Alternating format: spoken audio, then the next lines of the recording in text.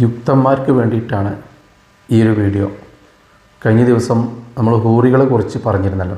ഹൂറികളെ വല്ലാതെ കളിയാക്കുന്ന യുക്തന്മാർക്ക് ഹൂറികൾ സ്വർഗത്തിലുണ്ട് എന്ന് മനസ്സിലാക്കണമെങ്കിൽ സ്വർഗവും നരകവും യാഥാർത്ഥ്യമാണെന്ന് ആദ്യം തിരിച്ചറിയണം. മരണാനന്തര ജീവിതമുണ്ടെന്ന് ആദ്യം തിരിച്ചറിയണം. ഈ ലോകത്തിനൊരു സൃഷ്ടാവുണ്ടെന്ന് ആദ്യം തിരിച്ചറിയണം. കഴിഞ്ഞ വീഡിയോയിൽ പറഞ്ഞതുപോലെ ഈ ലോകത്തിനൊരു സൃഷ്ടാവുണ്ടോ എന്ന് എങ്ങനെയാണ് നമ്മൾ മനസ്സിലാക്കുക? അതിനെക്കുറിച്ചാണ് ഈ ഒരു വീഡിയോ ചെയ്യുന്നത്. ഈ ലോകത്തിനൊരു സൃഷ്ടാവുണ്ടോ എന്ന് നമുക്ക് തിരിച്ചറിയാൻ ഒരു പ്രയാസവുമില്ല. ഈ പ്രപഞ്ചത്തിലേക്കൊന്ന് കണ്ണോടിച്ചാൽ മതി. നമ്മളുടെ ശരീരത്തിലേക്ക് തന്നെ ഒന്ന് കണ്ണോടിച്ചാൽ മതി. നിരീശ്വരവാദികൾ പറയാറുണ്ട് ബിഗ് ബാങ്കിലൂടെയാണ് ഈ പ്രപഞ്ചം ഉണ്ടായതെന്ന്.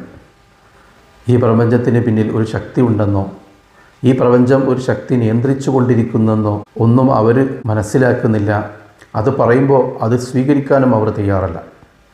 അവർ നിരന്തരമായിട്ട് പറയുന്നത് ബിഗ് ബാങ്കിലൂടെയാണ് ഈ പ്രപഞ്ചമുണ്ടായത്, ഈ പ്രപഞ്ചം ഇങ്ങനെ യാദൃശ്ചികമായിട്ടിങ്ങനെ മുന്നോട്ട് പോയിക്കൊണ്ടിരിക്കുകയാണ് എന്നൊക്കെയാണ് അവർ പറയുന്നത്. പക്ഷേ ഈ ബിഗ് ബാങ്ക് നടക്കണമെങ്കിൽ അതിന് പിന്നിലൊരു ശക്തി വേണ്ടേ? ശൂന്യതയിൽ നിന്ന് അങ്ങോട്ട് പെട്ടെന്ന് പൊട്ടിത്തെറിക്കുക എന്ന് പറയുമ്പോൾ അത് ആർക്കെങ്കിലും ഉൾക്കൊള്ളാൻ കഴിയും? എന്തെങ്കിലും ഒരു പ്രഷർ വേണം. ഒരു ബലൂൺ പൊട്ടിത്തെറിക്കണമെങ്കിൽ അതിൻ്റെ ഉള്ളിൽ നിന്നുള്ള പ്രഷർ അതിനാവശ്യമുണ്ട്. അതുപോലെ തന്നെ ഒരു ഗ്ലാസ് പൊട്ടിത്തെറിക്കണമെങ്കിൽ, ഒരു പടക്കം പൊട്ടിത്തെറിക്കണമെങ്കിലൊക്കെ പുറത്തു നിന്നുള്ള ഒരു പ്രഷർ അതിന് ചെന്നാലേ അതൊക്കെ പൊട്ടിത്തെറിക്കുള്ളൂ. ഏത് വസ്തുവാണെങ്കിലും അങ്ങനെ തന്നെ. എന്തെങ്കിലും ഒരു പ്രഷർ, എന്തെങ്കിലും ഒരു ശക്തി ആ ഒരു വസ്തുവിൻ്റെ മേൽ ഉണ്ടെങ്കിൽ മാത്രമേ ആ വസ്തു പൊട്ടിത്തെറിക്കുള്ളൂ. അപ്പോൾ ബിഗ് ബാങ്കിന് പിന്നിലും ഒരു പ്രഷർ വേണം, അല്ലെങ്കിൽ ഒരു ശക്തി വേണം. ഒന്നുമില്ലായ്മയിൽ നിന്നും ഒരു പൊട്ടിത്തെറി ഉണ്ടായി, ഇത്രയും വലിയ ഒരു പ്രപഞ്ചമുണ്ടായി എന്നൊക്കെ വിശ്വസിക്കാൻ ബുദ്ധിയുള്ള ഒരാൾക്കും കഴിയില്ല. ഒരു മുട്ടുസൂചി പോലും സ്വയം ഉണ്ടാവില്ല എന്നാണ് നമ്മളൊക്കെ വിശ്വസിക്കുന്നത്. നമുക്ക് ചുറ്റും കാണുന്ന ഏതെങ്കിലും ഒരു വസ്തു ഇതൊന്നും സ്വയം ഉണ്ടാവുന്നതല്ല. ആ വസ്തു ഉണ്ടായതിന് പിന്നിൽ എന്തെങ്കിലും ഒരു കാരണമുണ്ടാകും, അല്ലെങ്കിൽ ഒരു ശക്തി ഉണ്ടാകും എന്ന് നമുക്കെല്ലാവർക്കും അറിയാം. എന്നിട്ടാണ് ഇവർ പറയുന്നത് വളരെ അത്ഭുതകരമായ, വളരെ വിശാലമായിട്ടുള്ള, വളരെ സിസ്റ്റമാറ്റിക്കായിട്ട് മുന്നോട്ട് പോകുന്ന ഈ ഒരു പ്രപഞ്ചം തനിയെ ഉണ്ടായി എന്നും അത് തനിയെ മുന്നോട്ട് പോയിക്കൊണ്ടിരിക്കുകയാണെന്ന്. വിഡ്ഢികൾക്കല്ലാതെ എങ്ങനെ പറയാൻ കഴിയുമോ? നമ്മുടെ ഭൂമിയിലുള്ള മരങ്ങളോ ചെടികളോ ഒക്കെ ഉണ്ടാകണമെങ്കിൽ ഒന്നുകിൽ തൈകൾ വേണം, അല്ലെങ്കിൽ വിത്തുകൾ വേണം. അതുമാത്രമല്ല അതിനാവശ്യമായ മണ്ണും വളവും വെള്ളവും ഒക്കെ വേണം. ഇനി വെള്ളവും വളവും ഒക്കെ ഈ ഭൂമിയിൽ ഉണ്ടാവണമെങ്കിലോ അതിന് വേറെ ഒരുപാട് കാരണങ്ങൾ ആവശ്യമുണ്ട്. മഴ ലഭിക്കേണ്ടതുണ്ട്. പക്ഷേ അത്ഭുതകരമായിട്ടുള്ള ഈ പ്രപഞ്ചമുണ്ടാകാൻ മാത്രം ഒരു കാരണവുമില്ല, ഒരു ശക്തിയും പ്രവർത്തിക്കുന്നില്ല, ഒരു പ്രഷറുമില്ല. എന്തൊരു വിഡ്ഢിത്തത്! ഞാൻ ആദ്യം പറഞ്ഞല്ലോ, ഈ ലോകത്തിനൊരു സൃഷ്ടാവുണ്ടോ, നമുക്കൊരു സൃഷ്ടാവുണ്ടോ എന്ന് അറിയണമെങ്കിൽ നമ്മുടെ ശരീരത്തിലേക്ക് മാത്രം ഒന്ന് നോക്കിയാൽ മതി. ശരീരത്തെക്കുറിച്ച് കൃത്യമായി ഒന്ന് പഠിച്ചാൽ മതി. അല്ലെങ്കിൽ ഈ പ്രപഞ്ചത്തിലേക്കൊന്ന് നോക്കിയാൽ മതി. എത്ര വിശാലമായിട്ട്, എത്ര അത്ഭുതകരമായിട്ടാണ് ഈ പ്രപഞ്ചം സൃഷ്ടിക്കപ്പെട്ടിട്ടുള്ളത്. നമ്മളെ ഭൂമിക്ക് ചുറ്റും കറങ്ങിക്കൊണ്ടിരിക്കുന്ന ചന്ദ്രൻ കോടിക്കണക്കിന് വർഷമായി അതിങ്ങനെ കറങ്ങിക്കൊണ്ടിരിക്കുകയാണ് ഒരേ റൂട്ടിലൂടെ. അതിൻ്റെ റൂട്ട് ഒന്ന് അങ്ങോട്ടോ ഇങ്ങോട്ടോ മാറുന്നില്ല. നമുക്കറിയാം ചന്ദ്രൻ്റെ ഈ ഭ്രമണപഥം ഒന്ന് അങ്ങോട്ടോ ഇങ്ങോട്ടോ തെറ്റിക്കഴിഞ്ഞാൽ ഈ ഭൂമിയിലുള്ള ജീവജാലങ്ങൾക്കൊന്നും ഇവിടെ ജീവിക്കാൻ കഴിയില്ല. നമുക്കൊന്നും ഇവിടെ വാസയോഗ്യമല്ലാത്ത ഒരു ഭൂമിയായിട്ട് മാറും. അപ്പോൾ അത് കോടിക്കണക്കിന് വർഷമായിട്ട് കൃത്യമായ ഒരു റൂട്ടിലൂടെ തന്നെയാണ് സഞ്ചരിച്ചു കൊണ്ടിരിക്കുന്നത് ചന്ദ്രനെ. അതേപോലെയാണ് ഭൂമി സൂര്യന് ചുറ്റും കൃത്യമായ ഒരു റൂട്ടിലൂടെ സഞ്ചരിക്കുന്നു. ഇതും കോടിക്കണക്കിന് വർഷമായിട്ട് ഇങ്ങനെ ചലിച്ചു കൊണ്ടിരിക്കുകയാണല്ലോ. ഈ ഭൂമിയും ഇതിൻ്റെ സഞ്ചാരപാതയിൽ നിന്ന് ഒന്ന് അങ്ങോട്ട് മാറിയാലോ അല്ലെങ്കിൽ ഒന്ന് ഇങ്ങോട്ട് മാറിയാലോ അപ്പോഴും ഈ ഭൂമിയിലെ ജീവജാലങ്ങൾക്ക് ഇവിടെ ജീവിക്കാൻ കഴിയാത്തൊരവസ്ഥ വരും. സൂര്യനിലേക്ക് ഒന്ന് അടുത്തു പോയാൽ ചൂട് വർദ്ധിക്കും, ഇവിടെ ജീവിക്കാൻ കഴിയില്ല. എന്നാൽ സൂര്യനിൽ നിന്ന് കുറച്ചൊന്ന് അകന്നു പോയാലോ അപ്പോൾ തണുപ്പ് വർദ്ധിക്കും, അപ്പോഴും ജീവിക്കാൻ കഴിയില്ല. അതിന് കൃത്യമായ ഒരു റൂട്ട് തന്നെ നിർണ്ണയിച്ചു കൊടുത്തിട്ടുണ്ടല്ലോ. ഇതൊക്കെ യാദൃശ്ചികമാണോ? അപ്പോൾ ചന്ദ്രൻ കൃത്യമായി ഭൂമിക്ക് ചുറ്റും കറങ്ങുന്നു, ഭൂമി വളരെ കൃത്യമായി സൂര്യന് ചുറ്റും കറങ്ങുന്നു, സൂര്യനും സൗരയൂഥവും കൃത്യമായിട്ട് അതിൻ്റെ ഗാലക്സിയിലെ റൂട്ടിലൂടെ സഞ്ചരിക്കുന്നു. അങ്ങനെ ഓരോന്നും ഇങ്ങനെ കൃത്യമായിട്ട് സഞ്ചരിക്കുന്നത് കൊണ്ടാണ് നമുക്ക് ഭൂമിയിൽ ജീവിക്കാൻ പറ്റുന്നത്. ഇതൊക്കെ ഒരു മാറ്റവുമില്ലാതെ കോടിക്കണക്കിന് വർഷമായിട്ട് ഇത് നടന്നുകൊണ്ടിരിക്കുന്നുണ്ടല്ലോ. ഇതുവരെ ആയിട്ട് ഒരു കൂട്ടിമുട്ടലും സംഭവിച്ചിട്ടില്ല. ശാസ്ത്രം ഇപ്പോൾ കണ്ടെത്തിയത് ഈ പ്രപഞ്ചത്തിൻ്റെ 4% മാത്രമാണ്. അതിനെയാണ് ദൃശ്യപ്രപഞ്ചം എന്ന് പറയുന്നത്. ആ ദൃശ്യപ്രപഞ്ചത്തിൽ മാത്രം 40,000 കോടി ഗാലക്സികൾ ഉണ്ടെന്നാണ് ശാസ്ത്രം പറയുന്നത്. 40,000 കോടി ഗാലക്സികൾ.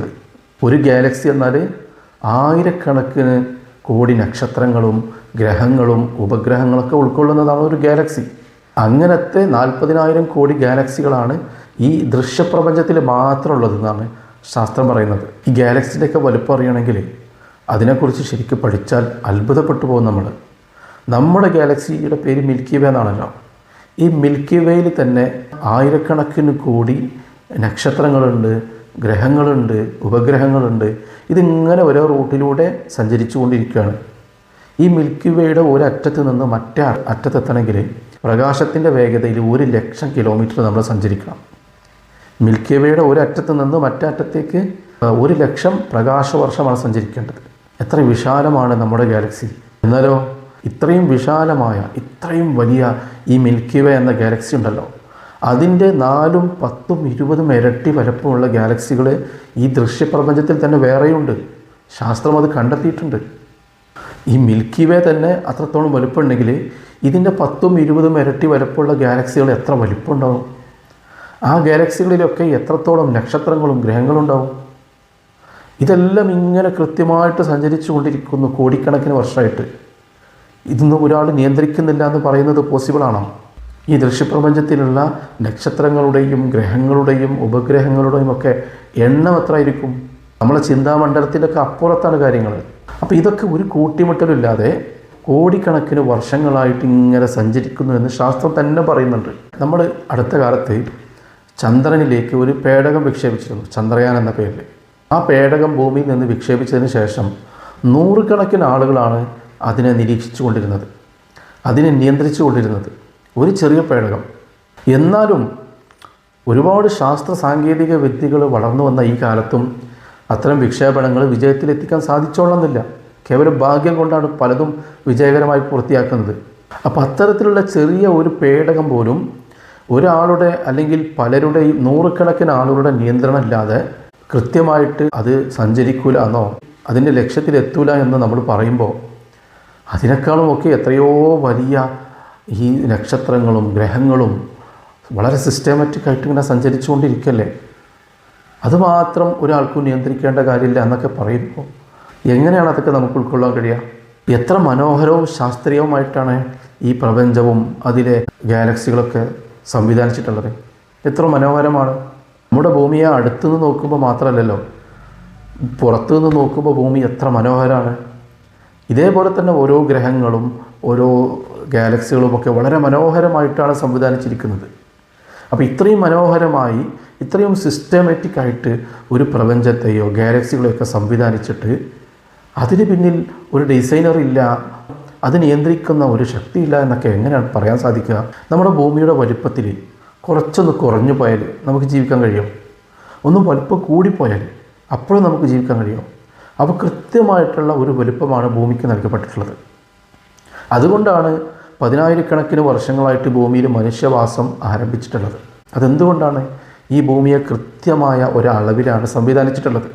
കൃത്യമായ സൂര്യപ്രകാശം നമുക്ക് ലഭിച്ചുകൊണ്ടിരിക്കുന്നു എല്ലാ ദിവസവും ഇങ്ങനെ രാവും പകലും ഇങ്ങനെ മാറി മാറി വന്നുകൊണ്ടിരിക്കുന്നു. ഇതൊക്കെ ഇല്ലാന്നുണ്ടെങ്കിൽ നമുക്കിവിടെ ജീവിക്കാൻ കഴിയില്ല. ഇതൊക്കെ കൃത്യമായിട്ട് നടന്നുകൊണ്ടിരിക്കുന്നുണ്ട്. ഈ സൂര്യപ്രകാശം തന്നെ നമുക്ക് അപകടകരമാവാത്ത രീതിയിൽ അതിനെ ഫിൽറ്റർ ചെയ്തുകൊണ്ടാണ് ഭൂമിയിൽ എത്തിക്കുന്നത്. ഒരു ഓസോൺ പാളി നമ്മുടെ ഭൂമിക്ക് മേലെ പടച്ചു വച്ചിട്ട് ആ ഓസോൺ പാളിയിലൂടെ ഫിൽറ്റർ ചെയ്തുകൊണ്ടാണ് സൂര്യപ്രകാശം ഭൂമിയിൽ എത്തുന്നത്. അപ്പോൾ ഇതൊക്കെ യാദൃശ്ചികമായിട്ട് രൂപപ്പെട്ടതാണെന്ന് എങ്ങനെ പറയാൻ കഴിയുക? ഇവിടെ കോടിക്കണക്കിന് വർഷമായിട്ട് ഭൂമിയിൽ ഓക്സിജൻ ഉണ്ട്. ഈ ഓക്സിജൻ എത്ര വർഷം കഴിഞ്ഞാലും ഇവിടെ തീരാത്ത രീതിയിൽ അതിനിങ്ങനെ ഓക്സിജൻ വീണ്ടും വീണ്ടും ഉൽപ്പാദിച്ചുകൊണ്ടിരിക്കുകയാണ്. അത് ഓക്സിജൻ ഉൽപ്പാദിപ്പിക്കാനുള്ള സംവിധാനം ഈ ഭൂമിയിൽ ചെയ്തു വച്ചിരിക്കുകയാണ്. ഇവിടെയുള്ള ജീവജാലങ്ങൾക്ക് ജീവിക്കാനുള്ള വെള്ളവും ഭക്ഷ്യവസ്തുക്കളും ആ ഭക്ഷണങ്ങൾ ഉൽപ്പാദിപ്പിക്കാനുള്ള മണ്ണും വളവും വെള്ളവും അങ്ങനെ എല്ലാം ഈ ഭൂമിയിൽ ഇങ്ങനെ ഉൽപ്പാദിപ്പിച്ചു കൊണ്ടേയിരിക്കുന്നു. ഇത് തീർന്നു പോകുന്നില്ല. ഇത്രയും ആസൂത്രിതമായിട്ട് ഈ ഭൂമിയെ സംവിധാനിച്ച, ഭൂമിക്ക് പുറത്തുള്ള മറ്റു ഗ്രഹങ്ങളെയും നക്ഷത്രങ്ങളെയും ഗാലക്സികളെയും ഒക്കെ സംവിധാനിച്ച ഒരു ശക്തിയില്ല എന്ന് എങ്ങനെയാണ് ഒരു ബുദ്ധിയുള്ള ഒരാൾക്ക് പറയാൻ കഴിയുക? ഇവരൊക്കെ പറയുന്നത് പോലെ യാദൃശ്ചികമായിട്ടാണ് ഇതൊക്കെ സംവിധാനിച്ചതും ഇതിങ്ങനെ മുന്നോട്ട് പോകുന്നതും എന്നൊക്കെ പറഞ്ഞാൽ യാദൃശ്ചികമായിട്ട് മറ്റു പലതും ഉണ്ടായിത്തീരണ്ടേ? നമ്മുടെ ജീവിതത്തിൽ കണ്ട മറ്റു പലതും യാദൃശ്ചികമായിട്ട് രൂപപ്പെടണം, യാദൃശ്ചികമായിട്ട് മുന്നോട്ട് പോകണം. ഒരു കാറിൻ്റെ കുറേ പാർട്സുകൾ കൊണ്ടുവച്ചാൽ യാദൃശ്ചികമായിട്ടൊരു കാറ് രൂപപ്പെടുമോ? ഇനി ഒരു കാറ് രൂപപ്പെട്ടാൽ ആ കാറ് യാദൃശ്ചികമായിട്ട് സഞ്ചരിക്കുമോ? അതിനൊക്കെ നിയന്ത്രിക്കാനും അതിനെ രൂപപ്പെടുത്താൻ ഒരാൾ വേണം. അതിനേക്കാളുമൊക്കെ എത്രയോ സങ്കീർണമായ സിസ്റ്റമാറ്റിക്കായ പ്രപഞ്ചത്തിന് മാത്രം ഒരു നിയന്ത്രിതാവ് വേണ്ട, ഒരു ഡിസൈനർ വേണ്ട. എന്തൊരു വിഡ്ഢിത്താണിത്. ശാസ്ത്രം ഇന്ന് എത്രത്തോളം വളർന്നിട്ടുണ്ട്. ഇത്രത്തോളം ശാസ്ത്രം വളർന്നിട്ടും ഈ പ്രപഞ്ചത്തിലെ ഏതെങ്കിലും ഒരു ചെറിയ ഗ്രഹം ആ ഗ്രഹത്തെ പോലെ ഒരു ഡ്യൂപ്ലിക്കേറ്റ് ഉണ്ടാക്കാൻ കഴിഞ്ഞിട്ടുണ്ടോ? ഏതെങ്കിലും ഒരു ഗ്രഹം ശാസ്ത്രീയമായിട്ട് രൂപപ്പെടുത്താൻ ഇന്നത്തെ ശാസ്ത്രലോകത്തിന് കഴിഞ്ഞിട്ടുണ്ടോ? ഇതുവരെ കഴിഞ്ഞിട്ടില്ല, ഇനി കഴിയില്ല. അപ്പോൾ ഇത്രയും ശാസ്ത്ര സാങ്കേതിക വിദ്യകളുള്ള മനുഷ്യർക്ക് കഴിയുന്നില്ല, പിന്നെയാണ് യാദൃശ്ചികമായിട്ടുണ്ടാവുക എന്ന് പറയുന്നത്.